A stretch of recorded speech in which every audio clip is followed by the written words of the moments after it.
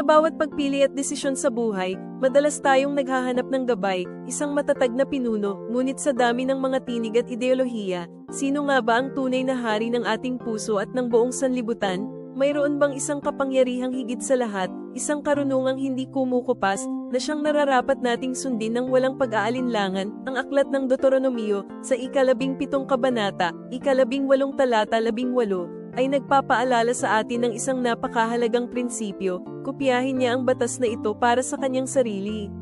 Hindi lamang ito para sa mga hari ng nakaraan, kundi para sa bawat isa sa atin na naghahangad ng tunay na kapayapaan. Ito ay isang banal na paanyaya na yakapin ang kanyang mga salita, na siyang nagbibigay ng walang hanggang karunungan, pag-ibig, at nagtatakda ng matuwid na daan sa bawat pagsubok at tagumpay. Naway ang kanyang salita ang maging tanglaw natin, ang ating gabay at kuta. Hindi man natin siya nakikita, ang kanyang pag-ibig, patnubay, at presensya ay nadarama sa bawat pahina ng kanyang banal na aklat. Hayaan nating siya ang maging sentro ng ating buhay, ang nag-iisang hari sa ating mga puso, na patuloy tayong gabayan sa landas ng walang katapusang kapayapaan, kaganapan, at pag-asa.